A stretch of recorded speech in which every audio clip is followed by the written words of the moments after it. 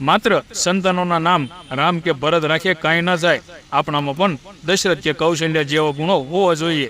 આ સ્ટોરીના લેખક છે ફાલ્ગુની વસાવડા, ભાવનગર. લ્યો તો સાંભળો. સમાજમાં કોઈને દશરથ, કૌશલ્ય, સુમિત્રા, લક્ષ્મણ, ભરત, શત્રુઘ્ન, જાનકી કે જનક જેવું બનવું નથી. પણ અયોધ્યામાં રામ મંદિર ખાતે રામલલ્લાની પ્રાણ પ્રતિષ્ઠા મહોત્સવને કારણે આજે ટીવી ચેનલો, વર્તમાન પત્ર તેમજ સોશિયલ મીડિયાના સમાચારોમાં મારો બોલે છે.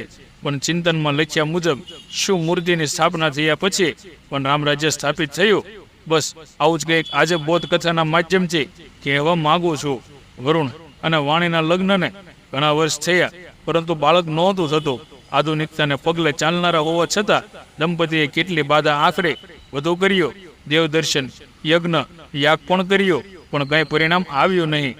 એક દિવસ વરુણના મિત્ર મૈલેશે કહ્યું કે હવે કઈ ત્રેતા યુગ નથી, તે પુત્ર કામેષ્ટી યજ્ઞથી પુત્ર પ્રાપ્ત થશે. તો આ યજ્ઞ યાગ બધું છોડી અને વિજ્ઞાનનો સહારો લે, એટલે કે IVM પદ્ધતિથી હવે ગમે તે ઉંમરે બાળક થઈ શકે છે. અને શહેરના જાણીતા એવા ડોક્ટર રિદ્ધિ મહેતા મારા ફેમિલી ફ્રેન્ડ છે. હું એને તારી ભલામણ પણ કરી દઈશ, જેથી કરીને તે આ કેસમાં પૂરતું ધ્યાન આપે.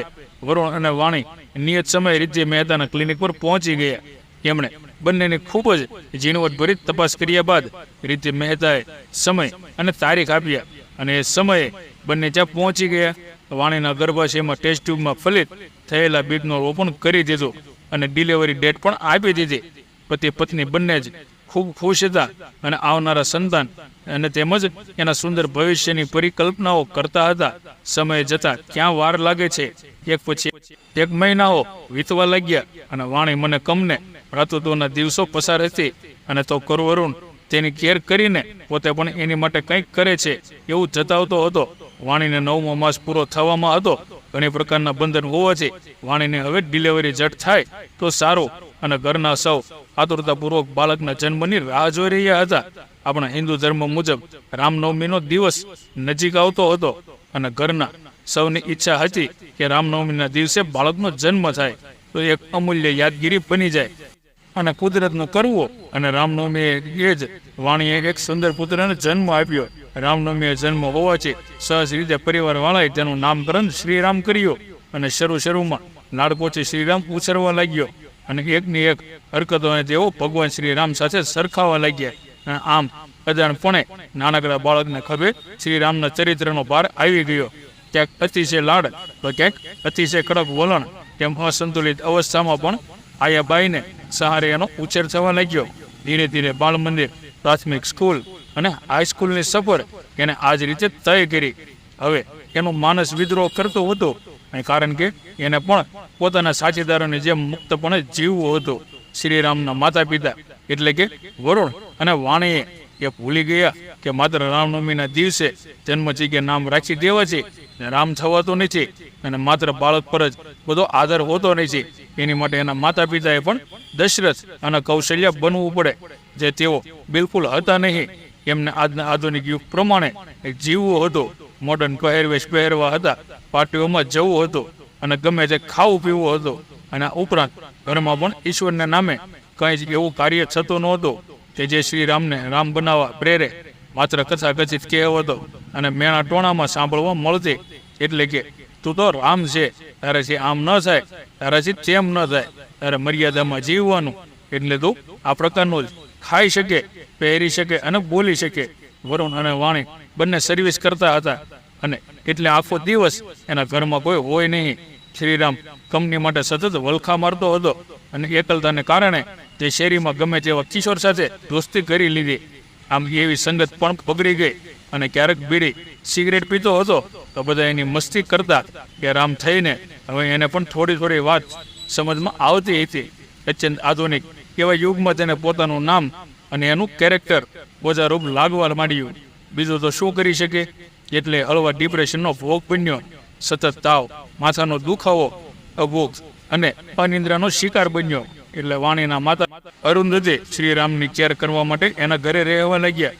અરુંધતીએ જોયું કે આ 15 વર્ષના કિશોરની આવી હાલત માટે એના માતા પિતા વધુ જવાબદાર છે અને ક્યારેક શ્રીરામે વ્યસનનો સહારો લેતા પણ એ જોઈ ગયા હતા. એક દિવસ એને એક યુક્તિ વિચારી અને પોતાના નાતીને કોલ્ડ ડ્રિંક પીને એને નશો કર્યો છે એવી એક્ટિંગ એના મમ્મી પપ્પા આવે ત્યારે કરવા કહ્યું. બંને જણા ઓફિસેથી હસતા હસતા ઘરે આવ્યા અને ઘરે આવીને જોયું તો શ્રીરામ દારૂની બાટલીમાં એની નાનીએ ભરેલી આખી કોલ્ડ ડ્રિંક પીને એને દારૂ ચડાવ્યો હોય જેમ તોફાન કરતો હતો. 1-2 મિનિટ તો બંને સ્તબ્ધ થઈ ગયા, પણ પછી બંને એકબીજાને બ્લેમ કરવા લાગ્યા કે તારે કારણે જ આવું શીખ્યો. વરુણે વાણીને કહ્યું કે મેં તને નોકરી મૂકી દેવા કહ્યું હતો. તો વાણીએ કહ્યું કે મેં તને ટોક્યો હતો કે હવે દીકરો મોટો થતો જાય છે, પીવાનું ઓછું કર. એની ગેરહાજરીમાં સ્મોકિંગ કરે છે અને એને ખબર પડી જશે અને રાતભર ક્લબ પાર્ટી બધું બંધ. પણ તને તો ક્યાં કંઈ સમજ જ છે. આમ લગભગ અડધી કલાક એકબીજા પર આક્ષેપબાજી થઈ. અરુંધતી બેન નિંદરમાંથી જાગ્યા હોય એમ ડોળ કરતા બહાર આવ્યા એટલે વરુણે એનો પણ ઉધડો લેતા કહ્યું કે આવડા મોટા તારા મમ્મી કરતા હતા શું એમની હાજરીમાં. અને વાણીનો પિત્તો આસમાને ગયો.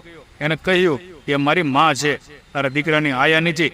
અરુંધતી બેને શાંત પાડ્યા કહ્યું કે એને નશો નથી કર્યો, પણ જો આવું જ રહેશે તો એક દિવસ જરૂર એ કરશે.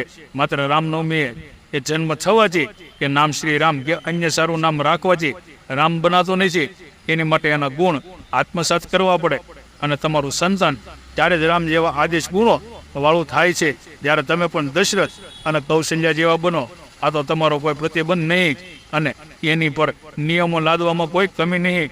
એમને એમ ન ચાલે.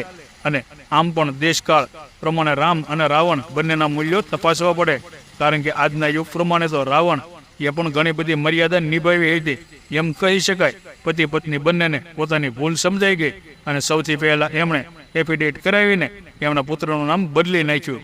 એમણે શ્રી રામની બદલે પ્રેમ નામ રાખ્યું. તો મિત્રો, આ છે આપણા સમાજની એક વાસ્તવિકતા, જ્યાં કોઈને દશરથ કૌશલ્યા, સુમિત્રા લક્ષ્મણ ભરત, શત્રુઘ્ન જાનકી અને રાજા જનક એવું કંઈ જ બનવું નથી કે પછી એના ઉજળા ગુણ તરફ દ્રષ્ટિ કરવી નથી, પણ બીજા દ્વારા રામ રાજ્ય સ્થાપવું એવું સૌ કોઈ ઈચ્છે છે.